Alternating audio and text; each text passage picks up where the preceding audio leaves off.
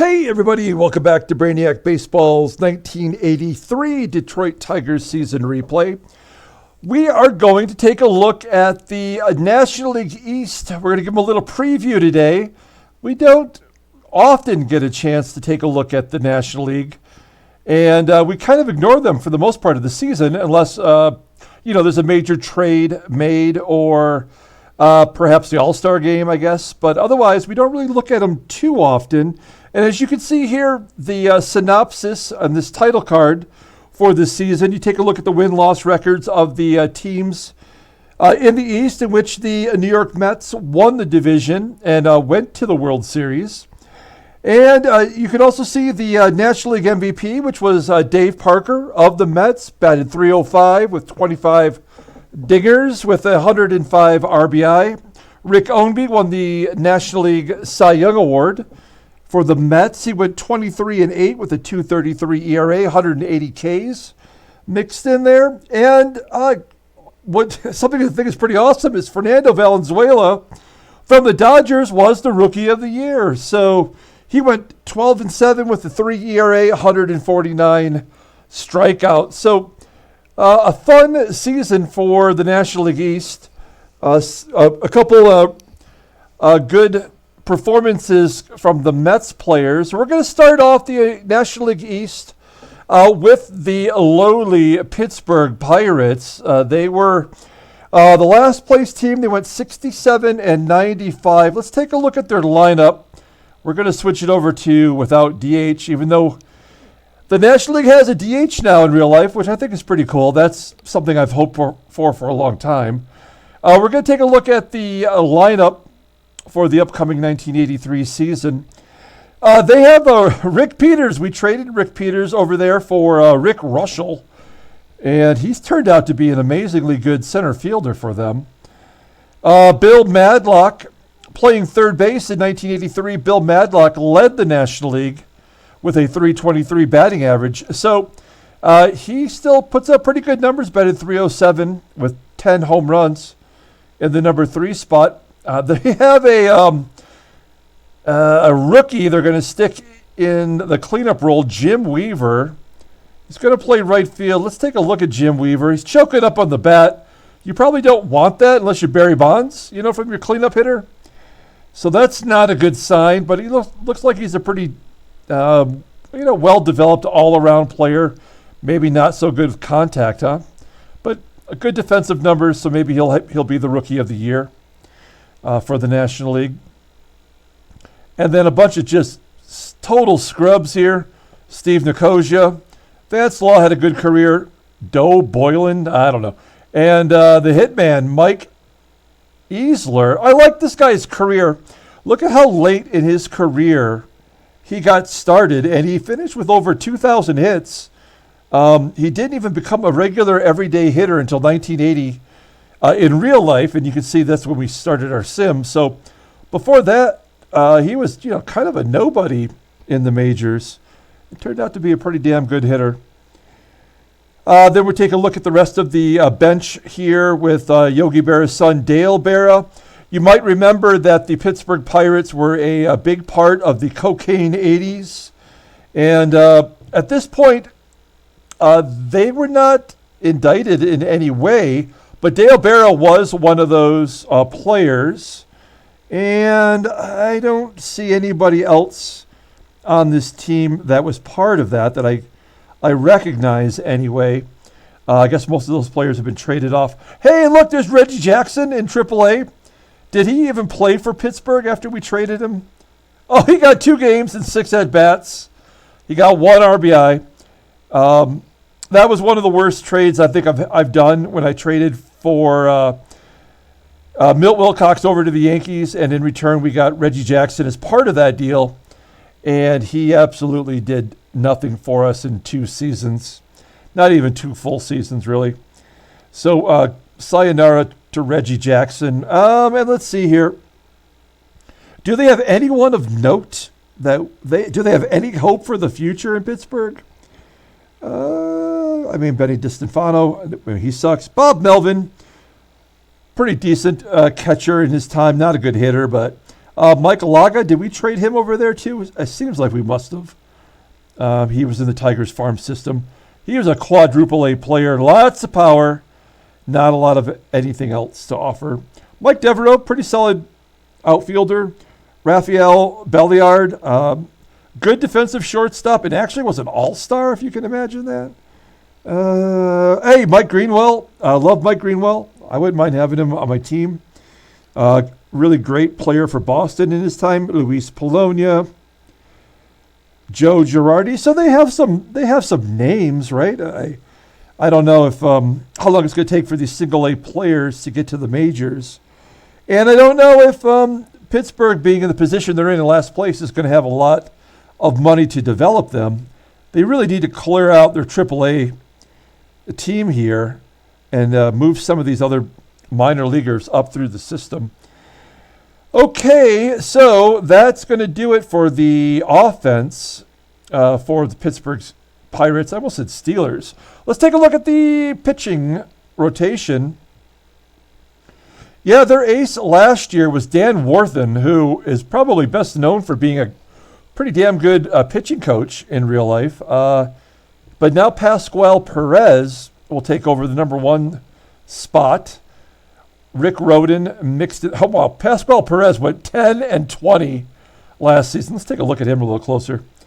So, yeah, he's been in the majors since we've started doing the simulation here. And it looks like in '83 he actually got traded to the Braves. As you can see the Braves card there.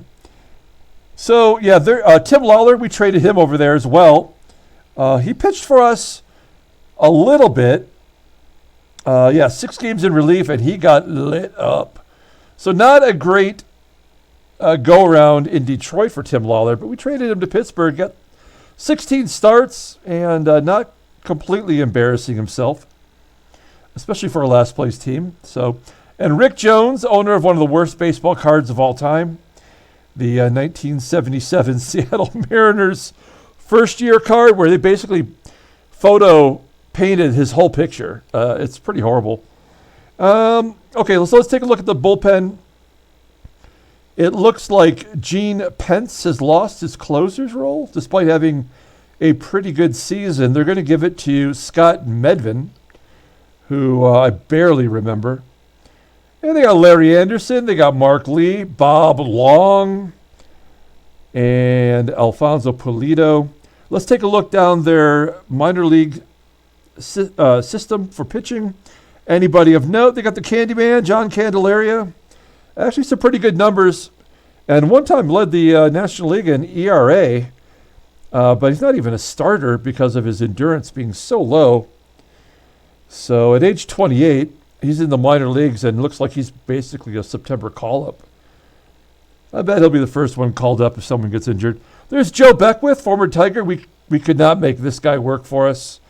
We tried. He just was terrible. We got him in the same deal as Mickey Hatcher. Okay, Jose De Leon. He's pretty damn good in real life. And looks like he might be on the verge of making the rotation. I mean, I'd give it to De Leon over Rick Jones. Mike Bielecki, pretty damn good career as well. So he's could bring him a little bit of hope. And they got some relievers that might have a future, like Williamson and Hickerson. Rick Reed, kind of a little bit of both, started and relieved. Charlie Kerfeld with his knuckleball. Does he have a knuckleball in this game? Nope. He threw a knuckleball in real life. And Scott Kamenecki, kind of at one time, a big prospect. It just never panned out for the Yankees. So, Mickey Mailer, he's going to miss the whole year with an injury, looks like. So, yeah, that's going to do it for the Pirates. This team is rough. They really, I don't see much hope for them in 1983. If they could get out of last place, that might mean something. Let's take a look at their stadium effects. I don't know if any of you even find this interesting. I find it fascinating, and to see what the correlation will be between my mathematical computations versus what they did in real life. I like to figure that out. At any rate, it looks like left-handers are going to hit 11% more home runs. Opportunity, anyway, for more home runs. Looks like righties are right about normal. Left-handed hitters hit a little better. Right-handed hitters, above average. Average being 100. Doubles, 14% above average. Triples right in line. Strikeouts, a little high. And double plays are going to happen more often here. Maybe because of the turf, right? They have artificial turf, they do. And errors are less likely. So that's Three Rivers Stadium for you, one of those very common cookie cutter stadiums of the 80s. Let's 70s and 80s, I guess I should say. We're going to move on to the next team. Team number 2 is the Montreal Expos. Let's take a look at Montreal. This team was at 500 late in the season. It was a late season swoon that dropped them below 500. And they have a really interesting looking team here. They got Dewey, they got Dwight Evans, kind of like in the twilight of his career, at least according to this game. He played up until, I think, 1990 in real life. They have Roland Office, John. I mean, it's hard. Like, why even say these names out loud? Most of them are horrible. Greg Gross was a career pinch hitter, but he's getting everyday duty here. And Russ Moorman looks like a rookie at first base. 20 years old. There's Russ Moorman in the 87 Topps card, his rookie card. I guess, this game likes to take the rookies and stick them right in the cleanup role, because why not? Here's Tim Raines, Rock Raines. I mean, his ratings do not really reflect what he's capable of. I mean, wouldn't you rather have Tim Raines in there instead of Greg Gross? I don't know. Gary Carter, the kid, he should still be catching, but it's John Tamargo. They have the same rating. Maybe they split time. Tamargo is a switch hitter, so maybe that's what happens there. Look at that. He batted .318. Come on. Ellis Valentine, despite terrible numbers, actually a pretty damn good player. Awesome arm in the outfield. And Brian Doyle from the Yankees getting traded over there. How did he do? Yeah, he barely played after batting .300 for the Yankees, almost winning a batting crown in 1980. He just fell short because of his plate appearances. But he's little to nothing for the Expos. Man, I really wish there was something that I could do to solidify their lineups for them and to see what this team would be capable of if they had Raines, Carter, and Valentine in the lineup. I did change one thing. Damn it. Oh, gosh. I guess we're going to show you right now. Is it under player settings? Oh, gosh. Sorry. League settings. Yes.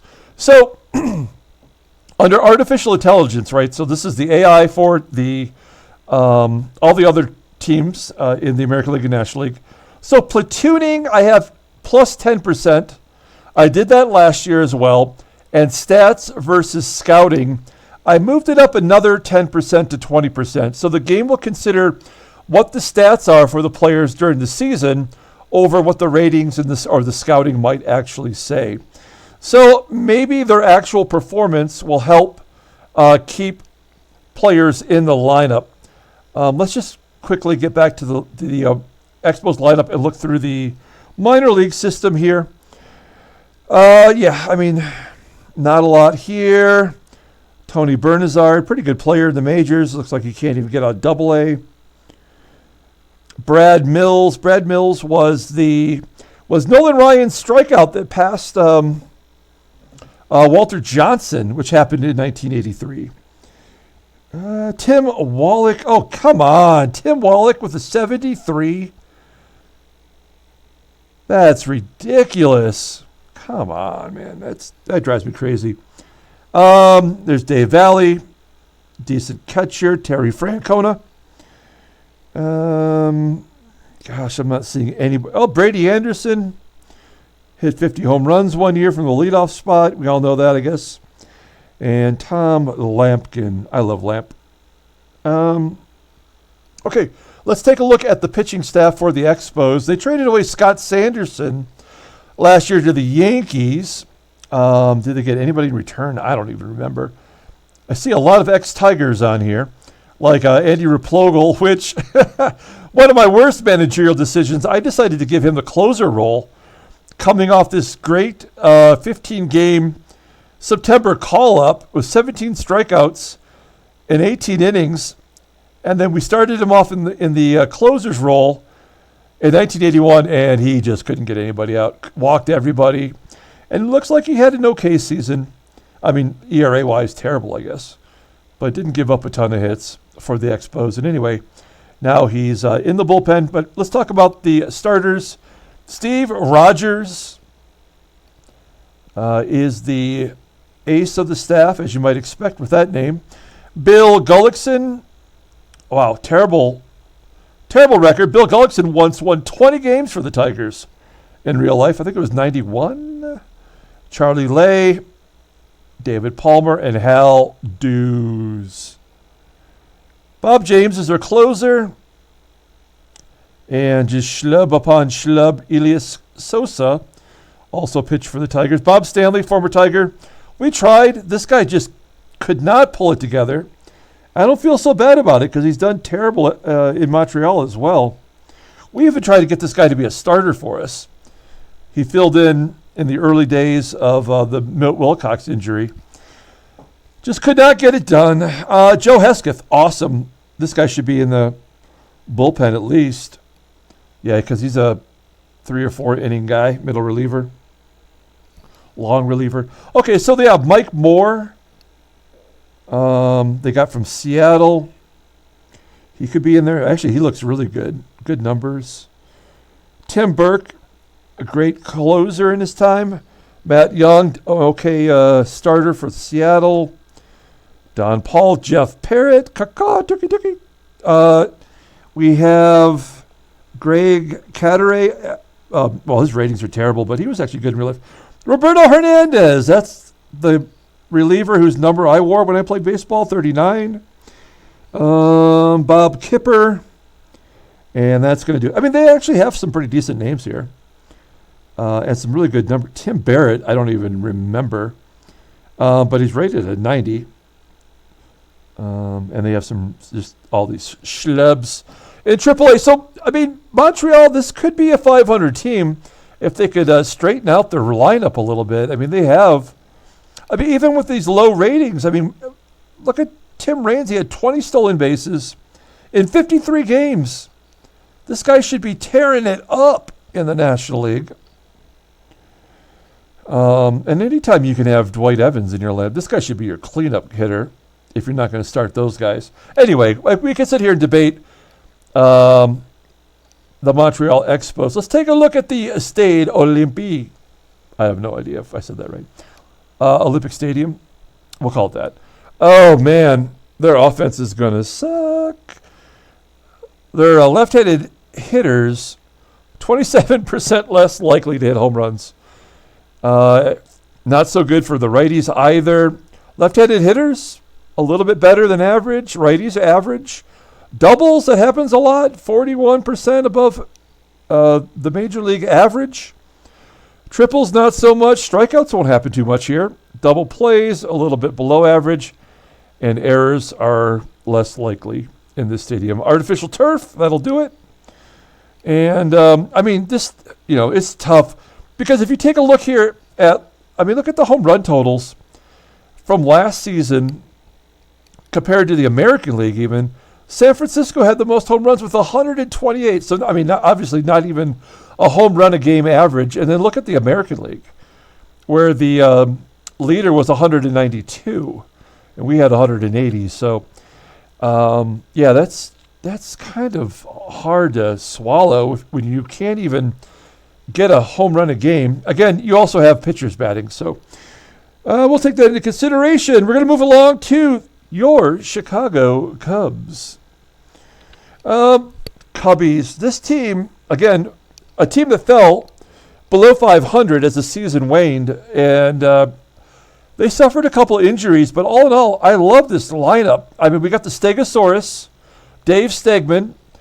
That was kind of a bad trade for me. I mean, he ends up being a pretty good on-base percentage guy. So I guess we have to have some regrets there. Plus, in that same deal, we sent Glenn Gulliver over there, only because I had no idea who Glenn Gulliver was, and he scored 97 runs last year for the Cubbies. We like Scott Fletcher. Keith Drumright was an all-star. You say who to a lot of these guys, but I mean, they have actually done pretty well. Jeff Burroughs, kind of at that point in his career where he's bouncing around. He was on the A's at age 32 in 1983. But, he drove in 88 runs. He's got some potential. Good trade for him. And then Darryl Porter was a free agent signing last year for the Cubs. Now, he's on the verge of, getting into hardcore drugs in real life, but, and I think does he get banished a year? I can't remember. Because he was part of the Kansas City Royals, the 4 Royals, right? It was Porter, Vita Berlou, and Willie Wilson. I can't think of it now. It's escaping me, but anyway, Darryl Porter was part of that crew. But I mean, what a great catcher, and also, an all-star level hitter. So here is the bench for the Cubbies. Pat Tabler, the best hitter all time with the bases loaded. I think he batted over 400 for his career with the bases loaded. Pretty amazing. You look at the AAA possibilities here. I mean, Andre Thornton, he did hit 16 home runs last season, as well as Dan Ford. So it looks like they're kind of moving on from some of these aging veterans and bringing up the young guys. I guess that makes sense. Wayne Gross, another mistake that I made, giving him the everyday spot at third base in 1981. And that did not work out so well. We remedied that pretty quickly, giving Hatcher the shot, I guess. Let's see, who do they have? Wow, even their double-A players suck. Bill Buckner, rated a 69. Come on. That's so annoying. All right, they got Billy Hatcher. They got Carmelo Martinez. Gary Varsho, pretty good center fielder. Wait, Joe Carter? Is this the Joe Carter? It is the Joe Carter. Oh, my God. Look at these ratings. I mean, he's got good power in the game, actually. Wow. Pretty good defensively. Not a good arm. He might not ever make it to the majors in this game. That's frustrating. Glenn Davis, power hitting first baseman. They have a lot of underachievers. They must not be putting a lot of money into their coaching and their farm system. Terry Steinbach. I mean, there's Sam Horn. He was a 3 true outcome guy. Matt Noakes, pretty good catcher for the Tigers. Jay Buhner. Okay, they do have some decent players. They have a couple schlubs that are injured. We're not really worried about them.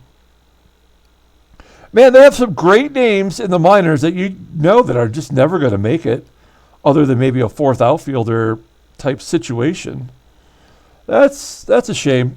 But, you look at someone like Joe Carter, and that really explains, why Andre Dawson is not so good, or why Eddie Murray is not performing. They just never had a proper peak in this game. Okay, wow, look at this. They have Roger Clemens as their number 2 starter. Somebody named Steve Engel is their so-called ace. Roger Clemens, only 20 years old, already 19 and 22. So he's not in his window yet. Of course, he's not even in the majors in real life. That would take place, in 84. So I think that's right. So yeah, he's a year away from actually being a major leaguer in real life. So he's still developing, but he's developing under fire, really. Mike Flanagan, they just gave him a big contract, $1.05 million through 1987. And this was a guy that the Baltimore Orioles needed. And because of his paycheck, they actually traded him away to try to stay above in their funds, in their cash. So he got 23 starts last year for the Cubbies and did all right, put up some decent numbers for them, and he was rewarded with a big deal. Best pitcher on the team was Mike Krukow, going 16-8, and Steve Luby, 13-12. And that's not a bad number 5 starter. And then look at their first 4 guys in their bullpen. Bill Caudill, Lee Smith, Craig Lefferts, and Guillermo Hernandez. Any of these guys could close.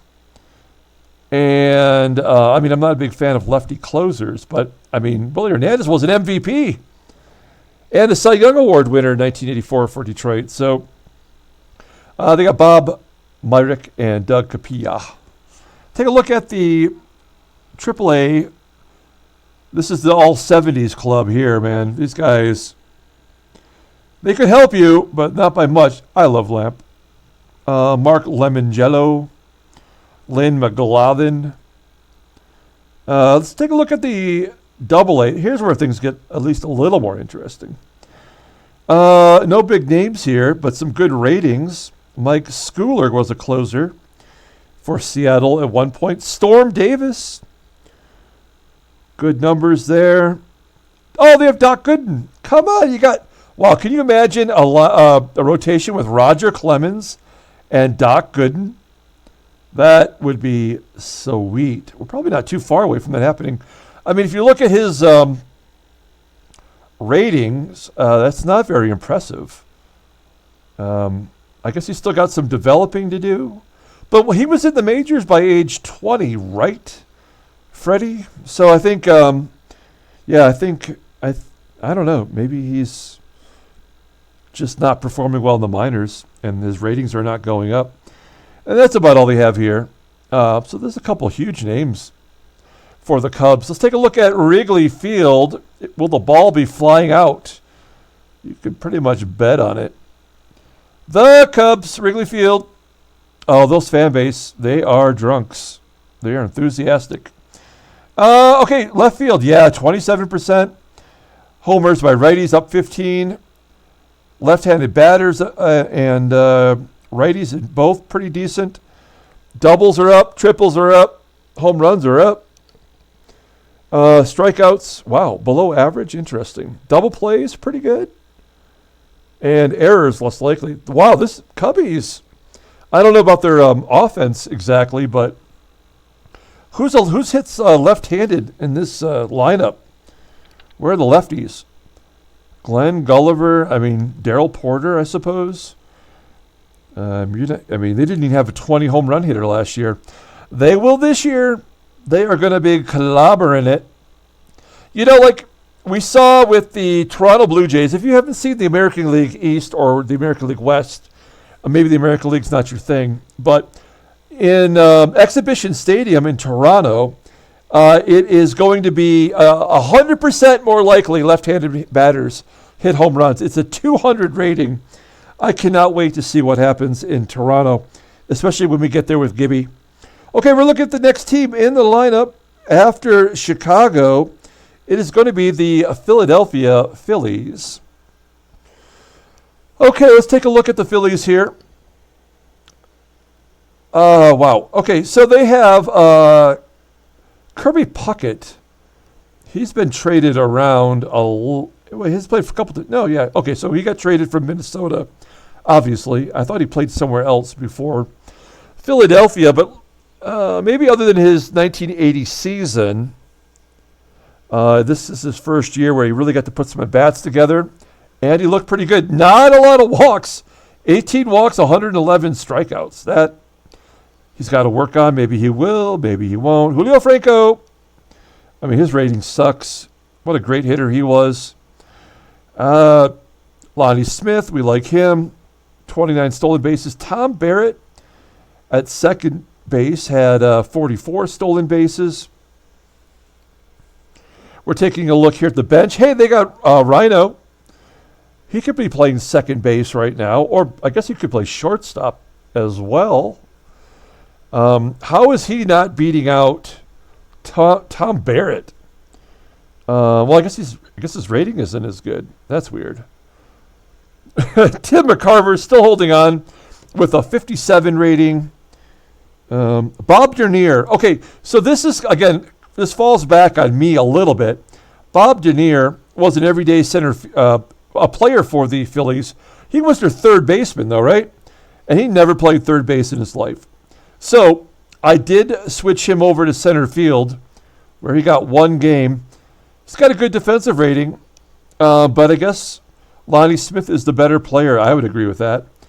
Can Lonnie Smith play somewhere else? I mean, he could, technically. So, I mean, hopefully we've already had this conversation in the comments below for, I think, the American League West. I feel better about the game being this way. And if I screw it up a little bit, it will correct itself over time. But I may have sunk the Phillies by switching Durnier from third base, a position he never played. And now they got Ramon Aviles in there to play third base. Okay, let's take a look at the minor league system. Maybe they got a third baseman coming. They got some big names in AAA. John Puff, not a big name. I like to say it, though, Puff. So here's a third baseman, Steve Stanisek, but not anybody you'd want to play third. Darryl Boston, pretty damn good outfielder in his time. Bill Schrader, actually not a bad catcher, but despite his ratings. John Russell, good defensive catcher. Dwight Smith, hey, put together some pretty good seasons for the Cubs. Oh, hey, they just so happen to have Barry freaking Bonds. How did he do in the minors? Oh, he had no home runs. Come on. He's got a 57 power. What the hell? What is this? Oh, man. And he walks a lot. I mean, his eye. He's got two good eyes. He just can't make it leave the yard. Oh, man. That is something. That is something right there. Wow. I just kind of want to study it for a moment, but I don't want to waste any more time. I mean, I don't even know how to fix that. Like, how would I fix that? I'd have to go in there and manually edit this player. And maybe in this world, Barry Bonds, he doesn't get on the juice. He doesn't do the cream in the clear. Oh, man. That's harsh. That's like pouring cold water on me right now. Here's Warren Newsom and Mark McLemore. Had a great career. Oh, and Gary Thurman. Pretty good, speedy guy. Okay, so Philadelphia. Let's take a look at the pitchers. Not a lot of brotherly love in this starting rotation. I mean, there's a couple. I don't know who Scott Muddinghoff is, but he's their ace, losing 17 games. Larry Christensen lost 17. Dick Ruthven put together a pretty good year. Roger Erickson, all right. And Doyle Alexander won 18 games in the number 5 spot. You know, by the end of the season, he probably won't even be in the rotation. The guy won 18 games. Their closer is David Shipinoff, who I barely remember. Tom Niedenfuer, John Verhoeven, Warren Brewster, Jerry Reed, Bob Walk. Wow, actually, look at those. If you look at their numbers, that is pretty damn good. That is a great bullpen, almost as good as our bullpen. Maybe better, actually, with the sub-2 ERAs. Who do they have in the minors? They got Tug McGraw. Dickey. They got a Dickey in AAA. Steve Carlton with an 0.79 ERA. He can't get a sniff of the majors. Looking at AA. They have A Maddox, but not the Maddox. Mark Davis. He won a Cy Young, right? Sid Fernandez. Not great numbers, but actually a pretty damn good major league pitcher. And that's about it. Mike Fetters, right? He was Bulldog. The way he would like snap his head toward home plate and look at you like he was going to eat your soul. If you can look up Mike Fetters on YouTube, it's pretty funny. Anyway, Charles Hudson actually okay. So, wow, Danny Clay. I kind of remember Danny Clay. That guy's got a 93 peak. And it's a pretty good minor league numbers. So, I mean, I guess they have some hope. Their bullpen is excellent. Their starters could be worse, I suppose. And, I mean, losing 17 games is never good. And having 2 of them is double trouble. Let's take a look at the stadium effect for Veterans Stadium. Rocky right out front. Left-handed batters, not going to hit home runs like you'd like. Righties will, though. And righties get a bit more hits. Lefties struggle. Doubles about average. A lot of triples. You're going to see some more triples here than you might normally. Strikeouts are going to happen a lot. Double plays right around 100. And errors are 10% more likely to happen in this stadium. So, Veterans Stadium overall, it runs about neutral. But right-handers might hit some more dongs. So, all right, that's going to do it for the Phillies. Got 2 teams to go. One of those teams, St. Louis Cardinals, they made 2 trades in the offseason to get rid of players. They got some minor leaguers in return. They traded Steve Kemp to the Yankees. They traded Mark Littell, their closer, to Seattle, and he's not even in the majors. So let's take a look at the Cardinals. You got to love Willie McGee. Gosh, he should be your leadoff hitter. 318. That is awesome. Keith Hernandez, of course. Great hitter. Butch Weiniger played for 3 teams last year. Seattle, Baltimore, and finally St. Louis, where he made a home. Looks like he did all right. Batting .262.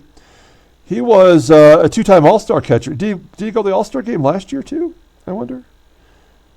He did not. 80 and 81, he did not go last year. It's kind of hard to go to the All-Star game when you're on 3 different teams. They got Dave Winfield, Jim Gantner, who was great on Milwaukee in this game, and Gary Templeton is short. This is a great team. They finished 85 and 77, and really were right in it to the very last week of the season. Couldn't pull it off. They're not going to hit home runs. They should be stealing more bases, but it doesn't look like they like to. They got Bob Horner on the bench. Can't get a sniff of the lineup with Jim Gantner in there. Ted Simmons, Hall of Fame catcher, on the bench. I mean, it's a good, 2 switch hitting catchers. That's awesome. Got to give him some props for that. Tommy Herr should probably be in there at second base over Ken Oberkfell. And George Hendrick batted .328 as their 4th outfielder. Let's take a look at the minor leagues. Okay, they've got Dale Murphy, who, by the way, was the MVP of the National League in 1983 for the Braves. So that sucks. Dane Orge, the other Orge. Terry Kennedy, as in Double-A. Come on. I should trade for Terry Kennedy or Ted Simmons to back up Parrish. Anyway, Dusty Baker, Jody Davis, another, one-time All-Star catcher. Whoops, what happened there? One-time All-Star catcher. Not the Randy Johnson, it's the other Randy Johnson. Mike Pagliarulo of the Yankees. Gosh, not good numbers, ratings, but he could play third base. Let's take a look at the single A team. David Green passed away last year. They have Mariano Duncan. His ratings suck too. Will the Thrill Clark, 87 rating? Come on. We got to get these guys to improve their skills, get them to the majors, and return to the Mac, Shane Mack. Okay, so, Gerald Young too. I like him. There's some pretty decent players in single A. You can almost say that for every team, I suppose. But how will they develop? How will they get to the majors when they have Dale Murphy in Triple A? So the only player that of any note that did not play last year is this Derek Bryant guy, who I believe is from the A's. Yeah, he's from the A's. And this guy never really, he barely got a cup of coffee in 1979, which is this blown up 1980 card. He did get some PT regularly in 80, and then he got traded over to the Cardinals. And at age 30, he's going to be their starting left fielder. Oh, boy. All right, let's take a look at the pitching staff. They trade their closer. They're going to give the job to Frazier, George Frazier. Hector Eduardo was the Cy Young Award winner in 1980 in this game. And he pitched pretty damn well. He was a career Mexican League player.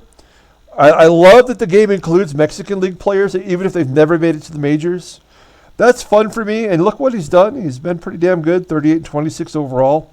He is their ace. He will walk you, though. He will walk you on 4 straight pitches. He'll walk you on 6 pitches. He'll throw so many balls at you, you're going to have to duck. John Fulgham?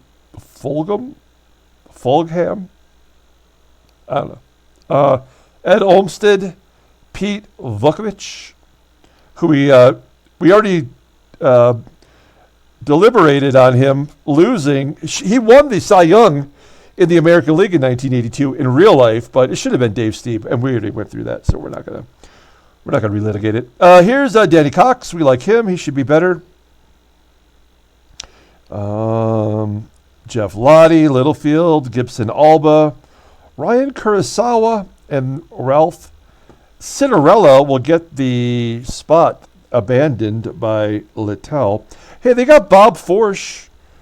He could be their number 6 starter. He pitched pretty well despite a terrible record. John Urea, also down there. Bob Sykes. John Stuper. Donnie Moore. Donnie Moore has such a great career, and he's not even registering in the game. Pat Perry. Oh, they have Todd Worrell. He should be the closer, maybe sometime soon. Ricky Horton. Greg Matthews. Chris Bosio is one of the players they got in the trade for, I forget who. It doesn't matter. Eric Plunk.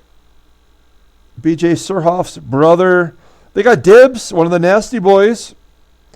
And that's pretty much it. So, yeah, the Cardinals, I don't know what this... You look at these names and you're like, how can any of these guys win 10 games? I don't know. But they managed to do it. I love the unpredictability of Hector Eduardo, and they've already shown they can win. They won the division in 1980. Not so good in 81. Last year, they almost won. So this team has the ability to jump in there if the Mets, suffer some injuries or something. Let's take a look at the stadium. It's Busch Stadium. Clydesdale's pooping in the outfield. They have left-handed batters, and this is not going to come to anybody's surprise. These guys do not hit home runs here. You could move the outfield wall into right behind second base, and they're still going to pop it up. Left-handed batters, 24% above average for hits. That's a good thing. Righties, not so much. Doubles average. Triples, holy shit, 93%. More likely to hit a triple. Strikeouts, no one's going to strike out. Everyone's putting the ball in play. Double plays. Artificial turf in Busch Stadium still. And errors are going to come after you there. 9% more likely.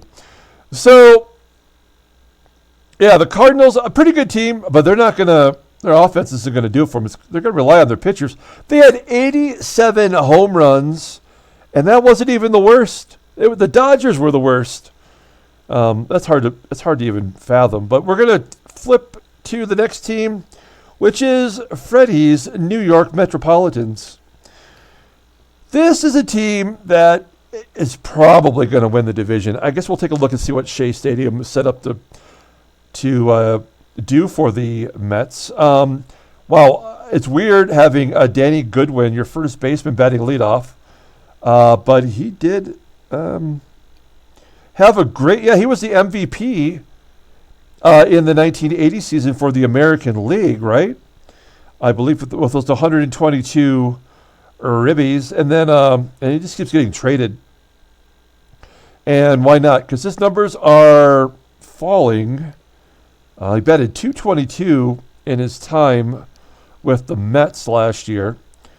In fact, he was out of baseball by 1983, so I don't know what that's going to mean. But Wally Backman, there he is, playing second base.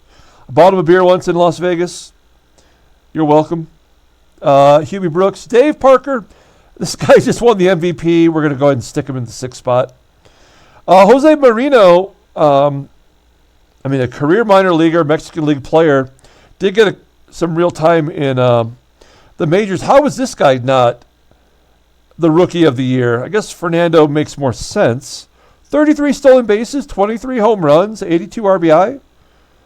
Pretty damn good rookie season. And he plays third. Steve Henderson, we like him. We love Mookie. Always love myself a good Mookie. Bill Allman. Don't try to milk him. Brian Giles.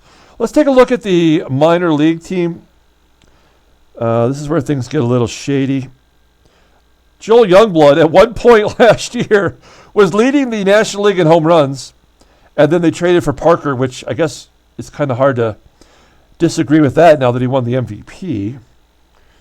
Ron Gardenhire, better manager than second baseman. Nobody. Wow. You could pretty much cut everybody all the way through Double-A. Herm Winningham, good outfielder. Hey, they have Edgar Martinez, third baseman of the future. Oh, he actually got a call-up in 81. Didn't play last year, though. This guy easily could be in there. Okay, let's see. Joe Orsulic, Mike Fitzgerald. So here's another career Mexican League player, Eduardo Jimenez. Chip Hale. Oh, Kevin Seitzer. Oh, he got to play last year a little bit. A really great third baseman. Great hitter. Good eye. I think he had 20 home runs 1 or 2 years. So, yeah, the Mets offense, I'm not a big fan of Alex Trevino as their catcher. But, what other options do you have? Nobody. So it's going to be Alex Trevino, unless they make a trade. Hubie Brooks. Oh, yeah, Hubie. He's in there at shortstop. It says third base on his baseball card. And I want to say he was actually a left fielder, but I guess we got to let him play wherever he wants, wherever the Mets want him to play. Okay, so this team's the best team potentially offensively, with St. Louis not being able to get a ball out of the park. Let's take a look at the pitching staff. Well, they have the Cy Young. They have the MVP and the Cy Young. They got Rick Ownby, who in 83 was traded to St. Louis in real life. And he clearly never had, I couldn't even tell you if he won 23 games in his career. I want to say no. Mike Scott, we like him. In 1984, Roger Craig taught him the splitter, like Roger Craig taught Jack Morris. So that'll be interesting to see. I'll give him that pitch. Walt Tyrell, future Detroit Tiger. Craig Swan, once led the National League in ERA. Ron Darling, The Flying Hawaiian, he is their number 5 starter. He's going to be good if he stays healthy. And then look at the bullpen. Bullpen is awesome. Jesse Orozco, Jeff Reardon, Terry Leach, Side Armor. You like those 3 guys? Good. Randy McGilbury, Ed Glenn, also a Detroit Tiger at one point, and Juan Berenguer, Detroit Tiger. So, I mean, yeah, this is a pretty damn good bullpen. Better than average. Let's take a look at the minor leaguers on this team. Neil Allen, with an 86 rating, got 1 inning pitched last year. One of the half dozen Greg Harrises in this era. Doug Sisk, we like him. Scott Holman, I barely remember that guy. Mark Bomback pitched 188 innings last year. Probably should be in AAA. I guess that makes sense. I mean, unlike a lot of the teams that we've seen, look at all these 80s in AAA. So they must spend their money on, on their coaching staff, minor leagues, because their numbers are a lot better than everybody else's. So if they suffer an injury, it's not gonna hurt them as much. Tim Leary, we like him. Dave Von Olen, these are good good ratings. Joe Niekro, I believe they got him as a free agent. Yeah, he was one of the few free agent pitchers available. Not that they needed him, but I guess they had the money. They are in New York after all. Let's take a look at Single A. Roger McDowell, Rick Aguilera, Danny Plesac, Joe McGreen, Lance McCullers Sr. So, they have some. Rich DeLucia for a minute was good. They have some really good players. They have a lot of good players, really. This is a team to cherry pick some of their minor league staff and see if we can't booster the Tigers bullpen. Let's take a look at our last stadium here. It is Shea Stadium. Natural grass. Left-handers, 120 rated. So that's 20% more likely to hit home runs. Righties, not so much. Lefties hitting a little bit above average. Righties, not so much. Down on the doubles, down on the trips. Strikeouts are up a little bit. Double plays are average, and they're going to make some errors, folks. Park factor, 97 overall, so not good at all. And their fan base is below average. That sucks. They keep winning, that'll go up. So, Shea Stadium could affect the offense. Could be great for the pitchers as well. So I guess we'll have to wait and see how that one turns out. That's going to do it for the National League West preview. We do have American League East and West done. If you haven't, go back, take a look at those. If you're new to our channel, and I know there's a couple new people lately, the 80 through 82 seasons are in playlists on the main page. You can go and check them out. If you want to get caught up, all you have to do, really, if you want to make it easy on yourself, is to just take a look at the end of the month synopsis for each month of the season, and you can kind of gather where we're at and the trades that were made. There's a trade deadline videos. There's the All-Star game. You can watch those. Those are the fun things to check out. And if you can knock it out, opening day for us will be April 1st, so about 10 days away. And we're going to come back in a couple days and take a look at the National League West and the World Series winners, Cincinnati Reds.